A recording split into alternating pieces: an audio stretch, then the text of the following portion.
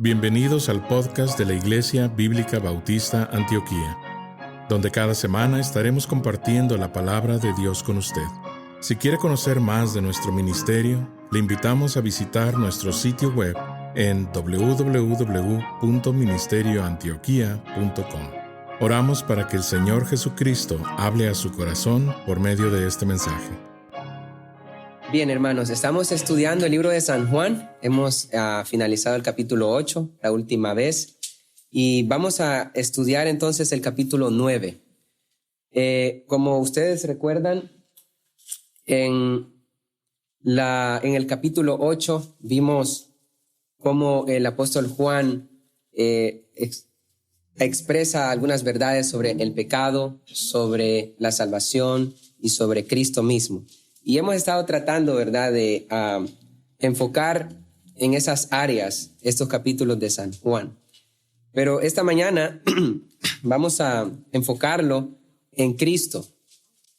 Vamos a ver la cristología de Juan capítulo 9. ¿Qué nos enseña de Cristo?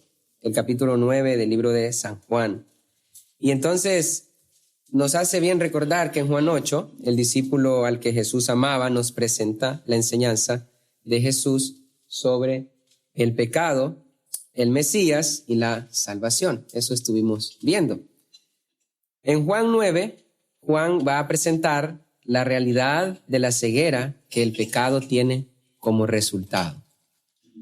Todo el capítulo 9 va a ser enfocado en esa parte y vamos a enfatizar el entendimiento de la persona de Jesús desde los ojos de uno que era ciego y que recibió la vista por parte del Señor.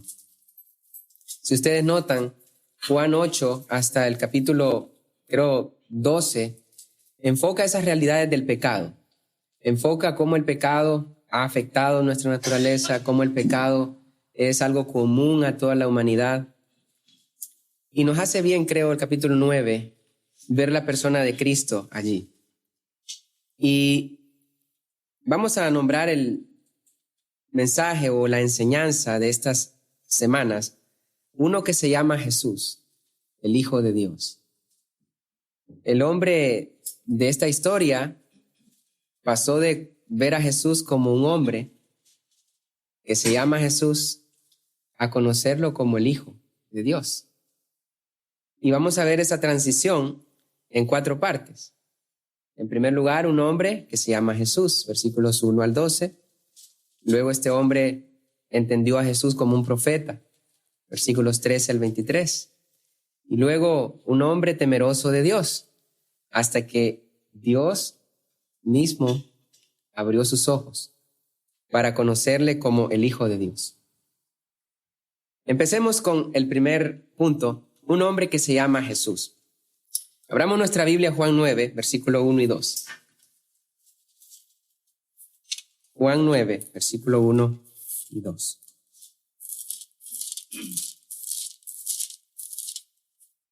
Juan 9, 1 y 2. Como siempre, la clase es abierta. Si alguien quiere comentar o preguntar algo, puede levantar su mano. Le vamos a dar la oportunidad. Dice Juan 9, 1 y 2, hermanos. Al pasar Jesús vio a un hombre ciego de nacimiento y le preguntaron sus discípulos diciendo: Rabí, ¿quién pecó, este o sus padres, para que haya nacido ciego? En estos versículos, nosotros comprendemos que los discípulos entendían que un pecado específico de esta persona era la causa de su ceguera. Y creo que nosotros debemos entender que si bien el pecado en general es la causa del mal, la causa de todas las enfermedades, implícita ahí está la muerte, ¿verdad? Por el pecado entró la muerte, dice Romanos 5:12. Por el pecado entró la muerte en el mundo. Y obviamente la muerte allí implica la enfermedad. Por eso Isaías dice que Él llevó nuestras enfermedades. Y el cumplimiento de Isaías 53 va a ser cuando Jesucristo regrese y regenere todas las cosas, incluidos nosotros, los creyentes con nuevos cuerpos. Así entonces reconocemos esa realidad. El pecado es la causa de la enfermedad. En última instancia, este hombre había nacido ciego producto del pecado. Sin embargo, hermanos, ninguno de nosotros puede asegurar que alguien tiene un defecto físico porque tiene un pecado específico. Como el caso de los discípulos estaban asegurando eso.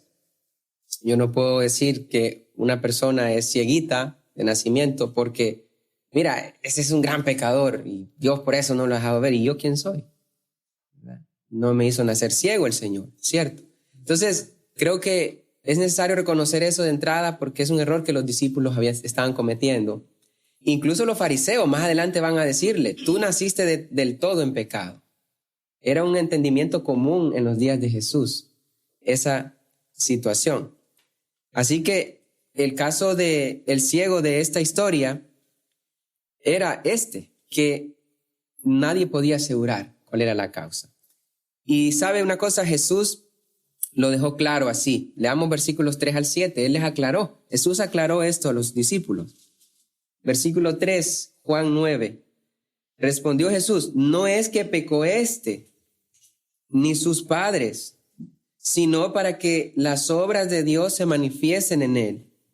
Me es necesario hacer las obras del que me envió, entre tanto que el día dura. La noche viene cuando nadie puede trabajar. Entre tanto que estoy en el mundo, luz soy del mundo. Dicho esto, escupió en tierra e hizo lodo con la saliva y untó con el lodo los ojos del ciego y le dijo, ve a lavarte en el estanque de Siloé, que traducido es enviado. Fue entonces y se lavó y regresó viendo. Quiero enfocar el versículo 3. Dice Jesús, no es que pecó ni sus padres, sino, y note allí, tengo resaltado esas dos palabritas, para que las obras de Dios se manifiesten. Esa palabra en el idioma original, para qué, es una conjunción, una palabra que une una frase de propósito. Hay un propósito para el cual Dios permitió que este hombre naciese ciego. ¿Cuál es ese propósito? Que las obras de Dios se manifiesten en él. Y aquí vemos entonces que aún en los efectos de la caída, Dios tiene propósitos con lo que permite en la vida de las personas. Job 1:22, Job expresa allí cómo él dice, desnudo he salido del vientre de mi madre, desnudo regresaré. Jehová Dios, Jehová quitó, sea el nombre de Jehová bendito. Y en versículo 22 dice el escritor del libro de Job, y Job no atribuyó despropósito alguno a Dios. Job sabía que había un propósito. Dios no permite las pruebas ni las cosas malas en nuestra vida solo porque sí, ¿verdad? O porque le voy a hacer un daño a fulano. No es así Dios. Pero para que las obras de Dios se manifiesten en él. Y esa es la cosa, que los seres humanos no entendemos eso, ¿verdad? Ay, ¿por qué me pasa esto? Si entendiéramos que es para que las obras de Dios se manifiesten en nosotros. Dice el libro de Eclesiastés, para que Dios permite todo y nos limita para que sepamos que fuera de él no hay nadie. Que él es el creador de la realidad y que fuera de él no hay realidad existente. El propósito de Dios en la vida de este hombre era manifestar sus obras en él. Y vamos a ver cuál fue esa obra. Es la obra más maravillosa en el universo, la obra de salvación, sobre la cual anhelan ver los ángeles, dice Pedro, ¿cierto? La obra de salvación. Jesús era el enviado de Dios, hermanos. Dice ahí que él, mientras estaba en el mundo, él dice, debía hacer las obras de su Padre, porque la noche venía donde nadie podía trabajar. Venía el momento de la noche, y él está hablando simbólicamente el tiempo cuando iba a haber oscuridad, en el sentido de que ya no iba a estar la luz presente. Cristo iba a partir un día. Y él dice, me es necesario hacer las obras ahora. Y el versículo 6 y 7, usted puede leer, o como lo leímos, dice que escupió y puso tierra en los ojos del ciego, y este ciego fue y se lavó donde él le dijo que se lavase. El ciego fue sanado espiritualmente, y Jesús, hermanos, en este momento hizo la primera parte de la obra en el ciego, darle la vista física. Darle la vista física. Ante tal obra, el asombro fue natural. Versículo 8, hermano. Dice, Entonces los vecinos y los que antes le habían visto que era ciego decían, ¿no es este el que se sentaba y mendigaba? Unos decían, él es, y otros, a él se parece. Él decía, yo soy el ciego que ustedes miraban ahí postrado, pidiendo. Primera obra que el Señor le hace, le da la vista. Ya el hombre podía trabajar, ya no tenía que mendigar.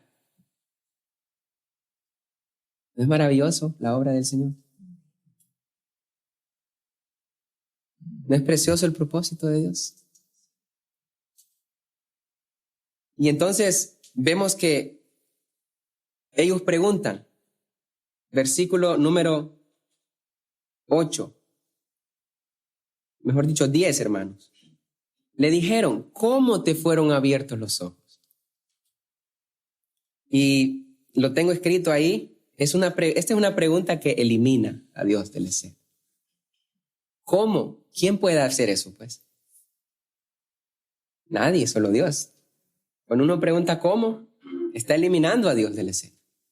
Y vemos eso en Eclesiastés 11:5. Me gustaría que busquemos ese versículo. Eclesiastés 11:5.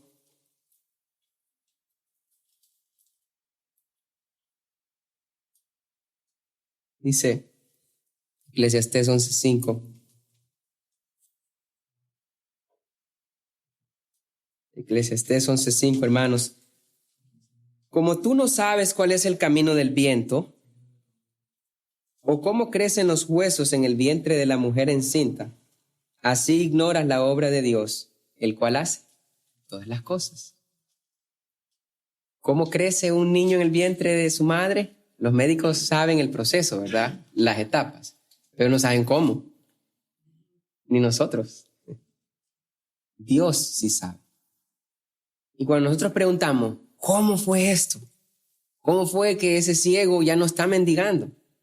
¿Cómo fue que ese borracho ya no es borracho? Tiene que ser Dios. No hay nadie que pueda hacer esas obras. No hay nadie. Estas personas se concentraron en querer saber cómo sucedió eso. Pero el hombre, hermanos, el hombre dijo que había sido Jesús el que lo había sanado. Vamos a San Juan 9. Vamos a San Juan 9. Y versículo 11. San Juan 9, 11. Fíjese bien.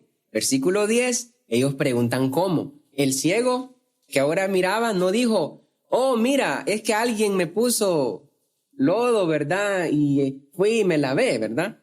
No, él empezó con alguien. Dice versículo 11, respondió él y dijo, aquel hombre que se llama Jesús. Y notemos ahí, qué interesante, el que ahora mira, dice, mira, aquel hombre, no sabe quién es, no lo conoce, quizás había oído de él, no sabe. Aquel hombre que se llama Jesús empieza con el autor del milagro. Empieza con la persona que hizo esa gran obra. Aquel hombre que se llama Jesús hizo lodo, me untó en los ojos y me dijo, ve al Siloé y lávate. Y fui y me lavé y recibí la vista. Sencillo. Los científicos dirían, bueno, mira, lo que pasó fue que ese lodo tenía algo especial. Sencillo, en un versículo. Mira, ese hombre, Jesús, me untó tierra en los ojos, me dijo, ve a lavarte a tal lado. Yo fui, ya, eso es todo. Versículo 12, le dijeron, ¿dónde está él? Él dijo, no sé. Hasta que el hombre habló de Jesús, ya se interesaron en él. ¿Verdad? Y notamos entonces que este hombre concibe a Jesús primeramente como aquel hombre, un hombre que se llama Jesús. Fue la descripción que dio el ciego. No fue un espíritu el que le abrió los ojos a este ciego, sino Jesucristo hombre. Quiero enfatizar este punto. Un hombre que se llama Jesús. 2 puntos. Un hombre y su nombre Jesús. Un hombre. ¿Por qué? Porque Juan está enfatizando el testimonio de que Jesús fue completamente hombre. Fue Dios, ciertamente. Es Dios, ciertamente. Pero él enfatiza la naturaleza humana de Cristo. Aquel que siendo Dios, hermanos, se hizo hombre. Filipenses 2:5. Haya pues en vosotros la misma actitud que hubo en Cristo, el cual siendo en forma de Dios no estimó ser igual a Dios como cosa que aferrarse, sino que se despojó a sí mismo, tomando forma de siervo, hecho semejante a los hombres. Estando en condición de hombre, se humilló a sí mismo hasta la muerte de cruz. Se hizo hombre el Señor. Veamos 1 de Juan 4, 1 al 3. Aquel que vino en carne. 1 de Juan 4, 1 al 3. Dice la palabra de Dios allí. 1 de Juan 4, 1 al 3.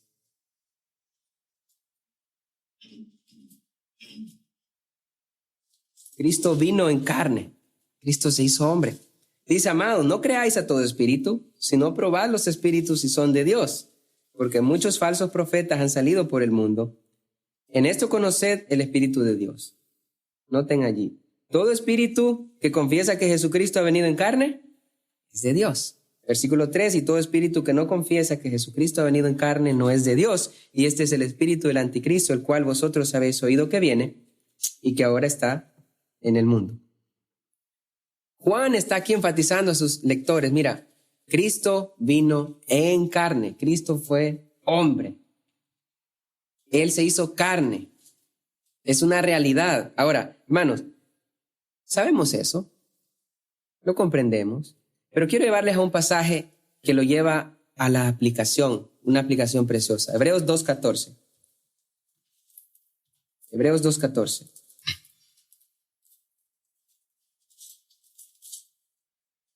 Hebreos 2:14.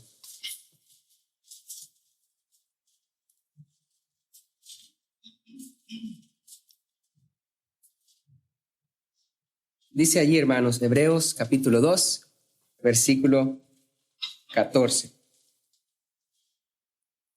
Así que, dice hermanos el versículo, por cuanto los hijos participaron de carne y sangre, él también participó de lo mismo, para destruir por medio de la muerte al que tenía el imperio de la muerte, esto es, al diablo, y librar a todos los que por el temor de la muerte estaban durante toda la vida sujetos a servidumbre. Porque ciertamente no socorrió a los ángeles, sino que socorrió a la descendencia de Abraham. Note el versículo 17. Por lo cual debía ser en todo semejante a sus hermanos, para ser misericordioso y fiel sumo sacerdote en lo que a Dios se refiere, para expiar los pecados del pueblo. Pues en cuanto él mismo padeció siendo tentado, es poderoso para socorrer a los que son tentados. ¿Qué implicaciones tiene que Jesús hizo carne? No solamente es una verdad teológica para creer y entender, pero es una realidad práctica para tomar ánimo en medio de las tentaciones y las pruebas. Cristo se hizo carne y fue necesario que fuera así para que pudiera ser nuestro sumo sacerdote misericordioso y fiel. También para que pudiera expiar, para que pudiera hacer sacrificio por nuestros pecados y socorrernos en la tentación. Socorrernos en la tentación. Parte de la oración del Padre Nuestro dice, no nos metas en tentación. Y es una parte de la oración que no oramos mucho, hermano. Tengo que reconocer eso. No oro mucho eso. Pero es necesario que oremos así. Es necesario que nos acordemos que Cristo se hizo hombre. Cristo se hizo carne. Muchas veces caemos en pecado por eso, porque no nos acordamos que tenemos a un fiel sumo sacerdote que puede librarnos. Dice el versículo 18, es poderoso.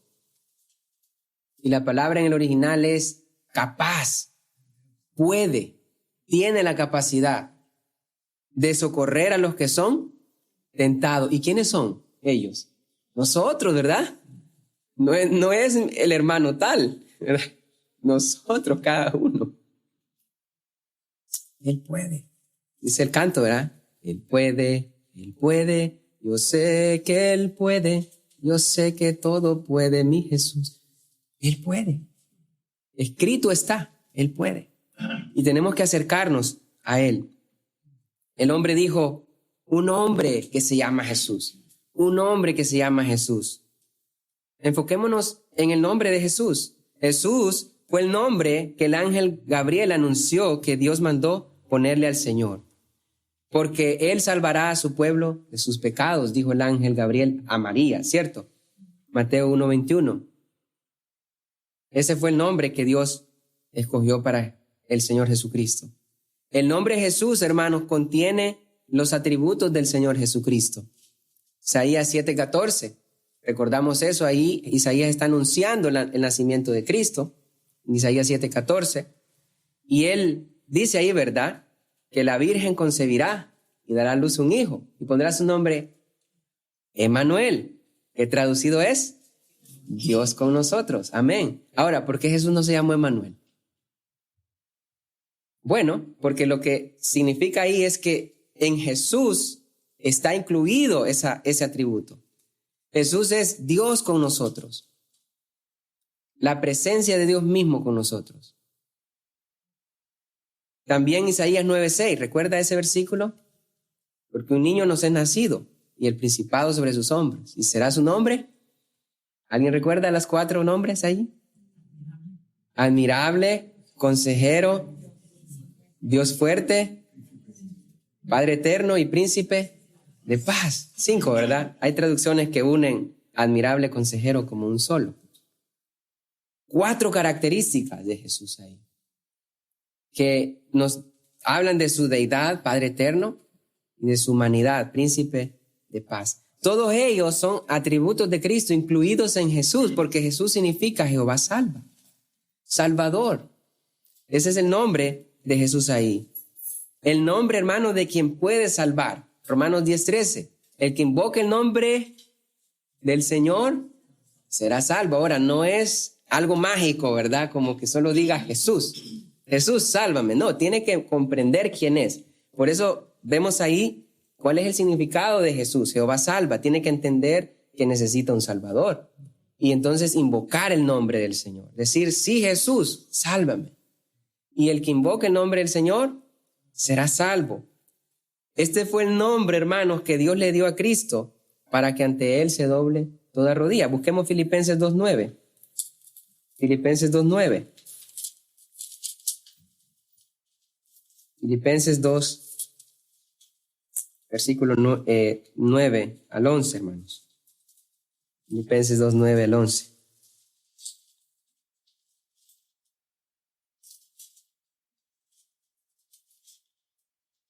Filipenses 2, 9 al 11.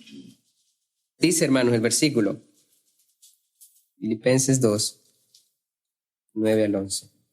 Por lo cual Dios le exaltó hasta lo sumo y le dio ¿qué? Un nombre, que es sobre todo un nombre, para que en el nombre de Jesús se doble toda rodilla de los que están en los cielos y en la tierra y debajo de la tierra, y toda lengua confiese que Jesucristo es el Señor, para gloria de Dios Padre. Dios le dio un nombre que es sobre todo nombre. Su carácter, su persona es sobre toda persona. Su autoridad es sobre toda autoridad. Este hombre que se llama Jesús, según el hombre que fue sanado, es la persona divina que se encarnó, que se humanó. Es Jesús, Dios con nosotros. Admirable consejero, Dios poderoso, Padre eterno, príncipe de paz. Aquel que tiene un nombre que es sobre todo nombre. Y acá nosotros podemos ver entonces que este ciego comenzó en ese punto. Un hombre que se llama Jesús. Un hombre que se llama Jesús. Ok, hermanos, tenemos poco tiempo acá, entonces vamos a dejarlo hasta allí, que tenía un poco más, pero solo quiero llevar unas preguntas de reflexión al final de esta lección. Permítame buscarlas aquí. Primera pregunta, hermanos. ¿Alguien quiere contestar esta? ¿Por qué el Señor Jesús es poderoso para socorrer a los que son tentados? Lo vimos en la lección. ¿Alguien quiere contestar? Hermano. Amén. Amén. Él mismo fue tentado, ¿verdad? Y conoció la tentación y soportó la tentación hasta el máximo. Muy bien. Y esta es más reflexiva. Hermanos, ¿estamos acudiendo al Señor para que nos ayude en la tentación? ¿Estamos pidiendo, no me metas en tentación? ¿Por qué será que caemos tanto? ¿Será que no estamos pidiendo? En Santiago estamos escuchando esta semana, pedís y no recibís. Porque pedís mal, porque pedís para vuestro deleite. Estamos pidiendo tantas cosas y no lo más importante. No me metas en tentación. Para la reflexión, hermanos. Esta es más de la última. Déjenme buscar, creo que hay otra. Esta es más de la otra parte. Así que dejo esas dos preguntas, hermanos, y quiero nada más realizar un poco del librito. En verdad que creo que es bueno usarlo. Así que hay alguien que está contestando las preguntas del librito acá, que quiera contestar la primera pregunta de Juan 9. Vamos a leerla. Dice en la primera pregunta, ¿por qué nació ciego este hombre? En Juan 9:3. Amén. Para que la obra de Dios fuera manifestada en él. ¿Con qué untó Jesús los ojos del ciego? Versículo 6. Con lodo, ¿verdad? Hizo lodo con su saliva. Muy bien. ¿Qué ocurrió, hermanos, cuando el hombre ciego obedeció las instrucciones de Jesús? Recibió la vista. Muy bien, recibió la vista. También acá bueno, creo que esta es parte de la siguiente. ¿Qué significa el nombre Siloé? Enviado. Muy bien. El predicador ha terminado su mensaje y ahora solo queda hacerle las siguientes preguntas. Estimado amigo o amiga, ¿quisiera tener la seguridad que al morir irá al cielo? ¿Está su confianza de salvación en el Señor Jesucristo? La preciosa esperanza de la vida eterna y todos los medios de la gracia de Dios para vivir una vida santa solamente se encuentran en el Señor Jesús. La palabra de Dios nos enseña, en Juan capítulo 3, versículo 16, que el amor de Dios por nosotros es tan grande que Jesús, el Hijo de Dios, murió en la cruz del Calvario para salvarnos de la condenación justa por nuestros pecados, y también resucitó de entre los muertos al tercer día. Nosotros debemos arrepentirnos de nuestros pecados y confiar en Jesús para salvarnos de la condenación justa por ellos. La Biblia dice en Efesios capítulo 2, versículo 8, que es por medio de la fe en Cristo que podemos ser salvos. Le motivamos a que se acerque a Dios con humildad, arrepentido de sus pecados y confiando en la palabra de Dios, que Jesucristo pagó la deuda por sus pecados para que usted y todo aquel que crea en Él reciba vida eterna y nueva vida aquí en la tierra para la gloria de Dios y bendición de su alma. Estimado oyente, quisiera aclarar que ninguna oración le salva a nadie. Solamente nuestra fe puesta en Jesús y su sangre derramada en la cruz. Con esto dicho, la Biblia nos enseña en Romanos capítulo 10, versículos 9 al 10, que si confesares con tu boca que Jesús es el Señor y creyeres en tu corazón que Dios le levantó de los muertos, serás salvo. Porque con el corazón se cree para justicia, pero con la boca se confiesa para salvación. Si desea este día recibir a Jesús como su Señor y Salvador, le invito a orar la siguiente oración conmigo.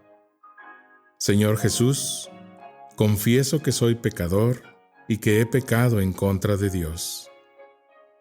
Hoy vengo ante ti para pedirte perdón. Creo que eres el Hijo de Dios, que moriste en la cruz del Calvario en mi lugar. Fuiste sepultado y resucitaste al tercer día de entre los muertos. Este día me arrepiento de mis pecados y dejo mi vida pecaminosa para seguirte a ti. Creo que eres Rey y Señor de todo lo que existe. Hoy te invito a entrar a mi corazón y a mi vida. Te pido que seas mi Señor y Salvador. En el nombre de Jesús. Amén. Gracias por sintonizarnos. Le invitamos a conectarse con nosotros en www.iglesiaviva.org info@ministerioantioquia.com y déjenos saber sobre su declaración de fe en Jesús.